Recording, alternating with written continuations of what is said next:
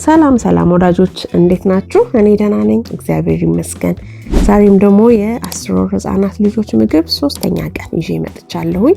እንደምታውቁት ከ6 ወር ጀምሮ ላሉ ህፃናት ምግብ እየሰራው ነው በተከታታይ የ6 የ7 የ8 እና የ9 ወር ሙሉ ሰርቼ ጨርሻለሁ። እሱንም ፕሌሊስት ላይ ለማግኘት ለማየት እንዲመቻችሁ ፕሌሊስት ስላለ እሱን እንድትመለከቱ ጋብዛችኋለሁ። ለዛሬ የሰራሁትኝ ለቁርስ ያዘጋጀሁትን የኦት ዱቄት፣ እንቁላል፣ ስትሮበሪ፣ የሎዝ ቅቤና እርጎ ነው።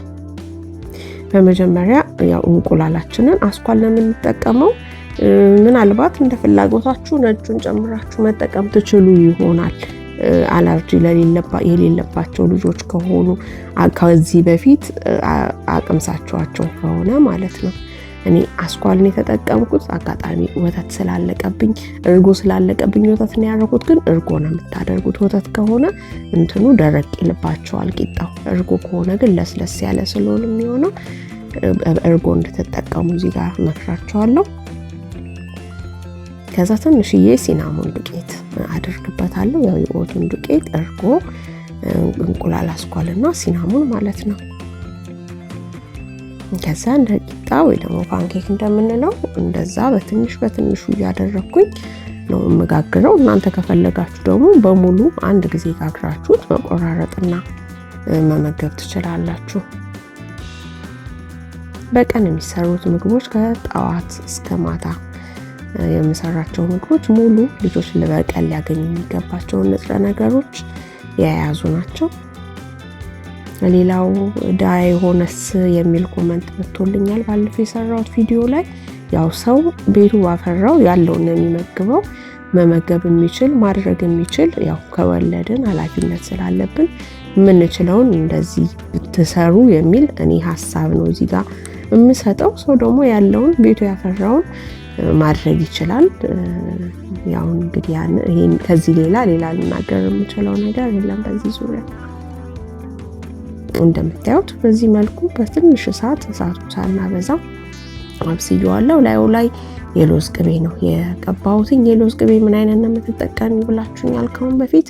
እኔ ራሴ እቤት ነው ማዘጋጀው። የሎዝ ቅቤ ከውጪ ገዝቼ አልጠቀምም። ቤት ማዘጋጀት የምንችለውን ነገር በተቻለ አቅም ለልጆቻችን ያው ለማቆያ ተብሎ የሚጨመሩበት የተለያየ ኬሚካል ስለሚኖር ለልጆቹ ጥሩ ስለማይኖር ቤት ነው የሰራሁትኝ። እርጎና ስትሮበሪ የተቆራረጠ አንድ ጋር ከዚህ ከቂጣው ጋር አድርጌላችኋለሁ ማለት ነው።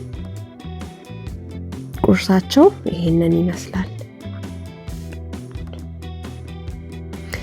ለከቁርስ ቀጥሎ ላለ የቁርስ መክሰስ ያዘጋጀሁትኝ አቮካዶና ሙዝ ነው። ብስል ያለ አቮካዶና ሙዝ ትንሽ በማድረግ ሁለቱን አንድ ጋር እንደዚህ በሹካ ፈጭተን መመገብ እንችላለን። ከፈለግን ላዩ ላይ የእናት ጡት ወተት ወይ ፎርሙላ ወተት አድርገን ቀጠን ማድረግ እንችላለን። ነገር ግን ከእንቁሉ እንትኑ ሙዙ የበሰለ ከሆነ ባይጨመርበትም ችግር የለውም፣ እንደዚሁ መመገብ ይችላሉ። ለቁርስ መክሰስ ያዘጋጀሁት ይሄንን ይመስላል። ለምሳ ያዘጋጀሁት ሽምብራ፣ ስኳር ድንችና ብሮኮሊ ነው። ሽምብራው ተዘብዝቦ ተቀቅሎ የተላጠ ሽምብራ ነው። እዚህ ጋር ያዘጋጀሁት ግን ሲቀቀል በጣም ስላልበሰለ አንድ ጋር ደግሜ ከስኳር ድንቹ ጋር እቀቅለዋለሁ።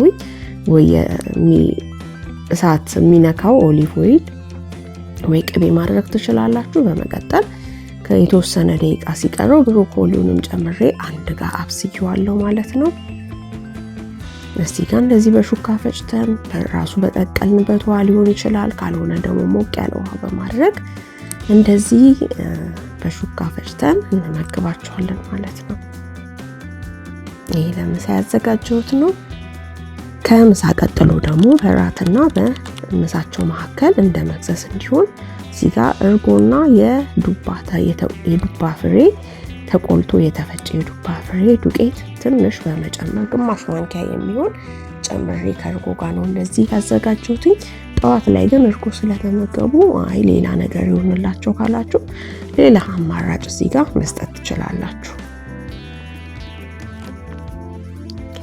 ለመክሰስ ያዘጋጀሁት ይሄን ይመስላል። ለእራት ያዘጋጀሁት ሩዝና ካሮት ነው። ካሮት እንደዚህ የተፈቀፈቀ ካሮት፣ ሩዙም የበሰለ ነው። እዚህ ጋር አንድ ጋር በመጨመር እንደዚህ ላዩ ላይ ዘይት ካልሆነ ደግሞ ትንሽ ቅቤ በማድረግ ሽንኩርት እና ነጭ ሽንኩርት ትንሽ አድርጌያለሁ። ሙክክ ብሎ እስኪበስል እናበስለውና ሙክክ አድርገን በሹካ ፈጨት በማድረግ እንደዚህ ውሃ ያለው ቢሆን ይመረጣል፣ ድርቅ እንዳይልባቸው።